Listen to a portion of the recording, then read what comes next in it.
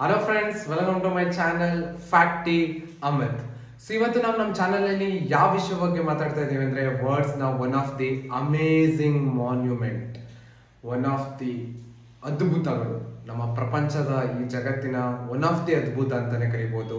That is the pyramid. ಯಾವ pyramid? World's largest pyramid ಆಗಿರುವಂಥ the pyramid of Giza in Egypt. So ಈ ಪಿರಮಿಡ್ನ height ಬಂದ್ಬಿಟ್ಟು 153 metre, 153 pyramid metres height ಇರುವಂಥ ಈ ಪಿರಮಿಡ್ನ 2560 BC ಅಂದರೆ ಇಸ್ವಿ 2560, ಜೀಸಸ್ ಕ್ರೈಸ್ಟ್ ಮುಂಚೆ, ಬಿಫೋರ್ ಕ್ರೈಸ್ಟ್ ಅಂತ ಏನು ಕರಿತೀವಿ, ಆ ಟೈಮಲ್ಲಿ ಇದನ್ನ ಕಟ್ಟಿದ್ದಾರೆ. ಅಷ್ಟು ಹೈಟ್ ಕಟ್ಟಿದಾರಲ್ಲ, without any equipments, bulldozer, JCB, tractor ಅಥವಾ ಕ್ರೇನ್ ಲಿಫ್ಟ್ ಮಾಡೋದಕ್ಕೆ ಯಾವುದೇ ಥರದ ಏನು ಎಕ್ವಿಪ್ಮೆಂಟ್ಸ್ ಇಲ್ದಲೆ ಅಂಥ ಕಾಲದಲ್ಲಿ ಅಷ್ಟು ಹೈಟ್ ಪಿರಾಮಿಡ್ನ ಕಟ್ಟಿದ್ದಾರೆ ಅಂದರೆ it's like a miracle. So ಇದು ಏನಕ್ಕೆ ಸ್ಪೆಷಲ್ ಅಂದರೆ 4000 ವರ್ಷ ಆಗಿದೆ ಆ ಪಿರಮಿಡ್ನ ಕಟ್ಟಿ ಇಲ್ಲಿಗೆ.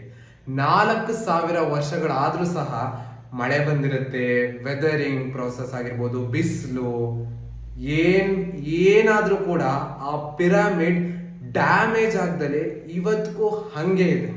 ಅವ್ರು ಕಟ್ಟಿದಾಗ ಎಷ್ಟು ಹೈಟ್ ಇತ್ತೋ, ಹೆಂಗಿತ್ತು, ಇವತ್ತಿಗೂ ಹಂಗೆ ಇದೆ. ಅಂದರೆ C how people were evolve, ಆವಾಗಲೇ ಯಾವ ಲೆವೆಲ್ಗಿತ್ತು ಸೈಂಟಿಫಿಕ್ ನಾಲೆಜ್ ಅನ್ನೋದಕ್ಕೆ ಅದೊಂದು beautiful example.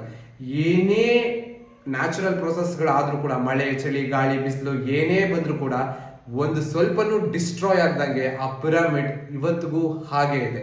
It's one of the strongest and tallest pyramids.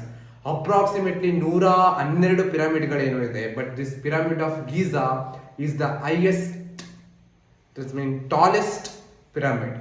So ಈ ಪಿರಾಮಿಡ್ ಆಫ್ ಗೀಜಾ ಬಗ್ಗೆ ಹೇಳೋದಾದ್ರೆ, ಸೊ ಈ ಪಿರಾಮಿಡ್ ಆಫ್ ಗೀಜಾ ತೂಕ ಎಷ್ಟಿದೆ ಅಂದರೆ approximately 6 million tons, 6 million tons ಇದೆ ಇದ್ರ ತೂಕ.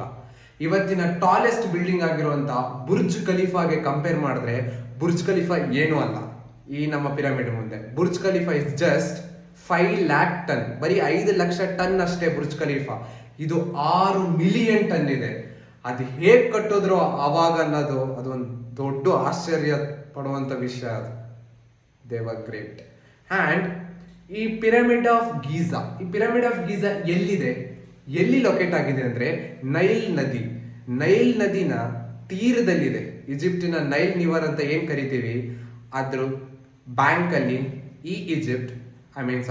ಈ ಪಿರಮಿಡ್ ಲೊಕೇಟ್ ಆಗಿದೆ. ಸೊ ಇದನ್ನ ಕಟ್ಟಿಸಿದ್ದು ಯಾರಪ್ಪ ಅಂದರೆ ಫಾರೋ ಕುರ್ಫು ಅಂತ ಕರಿತೀವಿ. ಸೊ ಇವರು ಈಜಿಪ್ಟಿನ 4th ಡೈನೆಸ್ಟಿ ಕಿಂಗ್ ಅಂತ ಕರೀತಾರೆ. ಲೈಕ್ ಅವ್ರು ರೂಲ್ ಮಾಡಿರೋದಂದ್ರೆ ಅವ್ರು ಎಷ್ಟು ವರ್ಷ ಆಳಿದ್ರೆ ಅಂದ್ರೆ ಕೆಲವರು 30 ವರ್ಷ 60 ವರ್ಷ ಅಂತೆಲ್ಲ ಹೇಳ್ತಾರೆ. ಬಟ್ ಇವರು ಈ ಪಿರಮಿಡ್ನ ಕಟ್ಟಿಸಿದ್ರು. ಯಾರು? ಫಾರೋ ಕುರ್ಫು ಅನ್ನೋ ಈಜಿಪ್ಟ್ ಕಿಂಗ್. ಅದಾದ್ಮೇಲೆ ಅದ್ರ ನೆಕ್ಸ್ಟ್ ಮುಂದೆಗಡೆನೆ ಇನ್ನೊಂದಿದೆ, ಖಾಫ್ರೆ ಅಂತ. ಅದು ಕುರ್ಫು ಅವರ ಮಗ. ಅವರು ಇನ್ನೊಂದು ಪಿರಮಿಡ್ ಕಟ್ಟಿದ್ದಾರೆ, ಪಿರಮಿಡ್ ಆಫ್ ಖಾಫ್ರೆ ಅಂತ. ಮತ್ತೆ ಖಾಫ್ರೆ ಅವರ ಮಗ ಇನ್ನೊಂದು ಪಿರಮಿಡ್ ಕಟ್ಟಿದ್ದಾರೆ, ಅದು ಅದ್ರ ಮುಂದೆಗಡೆ ಇದೆ. ಸೊ ಈ 3 ಪಿರಮಿಡ್ಗಳು ಒಂದ್ರ ಮುಂದೆ ಒಂದು ಕಾನ್ಸಿಕ್ಯೂಟಿವ್ ಆಗಿದೆ. ಬಟ್ ಪಿರಮಿಡ್ ಆಫ್ ಗೀಜಾ ಬಂದ್ಬಿಟ್ಟು ಇಟ್ಸ್ ದ ಲಾರ್ಜೆಸ್ಟ್ ಪಿರಮಿಡ್. ಇವತ್ತಿಗೂ ಡಿಸ್ಟ್ರಾಯ್ ಆಗ್ದಲೆ ಹಾಗೆ ಇರುವಂತ ಮಾನ್ಯುಮೆಂಟ್ ಅಂದ್ರೆ that is pyramid of Giza. So ಇಂಥ ಪಿರಮಿಡ್ಗಳನ್ನ ಈಜಿಪ್ಟ್ ಅಲ್ಲಿ ಯಾಕೆ ಕಟ್ಟಿದ್ರು? ಯಾವ ಕಾರಣಕ್ಕೆ? ಏನಾದ್ರು ಒಂದು ಕಾರಣ ಇರಬೇಕು. ಸುಮ್ಮನೆ ಬುಲ್ಡೆ ಅಂತ ಏನಿರೋದಿಲ್ಲ, ಸೈಂಟಿಫಿಕ್ ಆಗಿ ಏನಾದರೂ ಕಾರಣ ಇದೆ. ಯಾಕೆ ಕಟ್ಟಿದ್ರು? What was the scientific reason behind that? So ಕಟ್ಟಿದ್ರು ಅಂತ ಹೇಳಿದೆ. ಹೆಂಗ್ ಕಟ್ಟಿದ್ರು? ಸೊ ಈ ಪಿರಮಿಡ್ಸ್ ಹಿಂದೆಗಡೆ ಇರೋ ಸೈಂಟಿಫಿಕ್ ಅಂಡ್ ಮೈಥಾಲಜಿಕಲ್ ಬಿಲೀಫ್ಸ್ ಏನು? ಸೊ ಇದನ್ನ ತಿಳ್ಕೊಳ್ಳೋಣ ನೆಕ್ಸ್ಟ್ ವಿಡಿಯೋದಲ್ಲಿ. ಈ ವಿಡಿಯೋದಲ್ಲಿ ಬರೀ ವರ್ಲ್ಡ್ಸ್ ಲಾರ್ಜೆಸ್ಟ್ ಪಿರಮಿಡ್ ಅಂದ್ರೆ ಯಾವುದು ಅಂತ ತಿಳ್ಕೊಂಡ್ವಿ. ಸೊ ಗೀಜಾ ಅಂತ, ಅಂಡ್ ಲೈಟ್ ಆಗಿ ಅದ್ರ ಬಗ್ಗೆ ನೋಡ್ತೀವಿ ನೆಕ್ಸ್ಟ್ ವಿಡಿಯೋಸ್ ಅಲ್ಲಿ. ಯಾಕೆ ಕಟ್ಟಿದ್ರು, ಏನ್ ಕಟ್ಟಿದ್ರು, ನಿಜವಾಗ್ಲೂ ಪಿರಮಿಡ್ ಮಮ್ಮಿಗಳ ಸೀಕ್ರೆಟ್ಸ್ ಏನು, we will see in the next video. ಅಲ್ಲಿವರೆಗೂ ಟೇಕ್ ಕೇರ್ ಅಂಡ್ ಇನ್ನು ಹೆಚ್ಚಿನ ಕಂಟೆಂಟ್ ಆಗಿ ನನ್ನ ಚಾನಲ್ನ ಶೇರ್ ಮಾಡಿ, ಲೈಕ್ ಮಾಡಿ, ಸಬ್ಸ್ಕ್ರೈಬ್ ಮಾಡಿ ಆ್ಯಂಡ್ ಲವ್ ಮಾಡಿ. Thank you. ಬಾಯ್.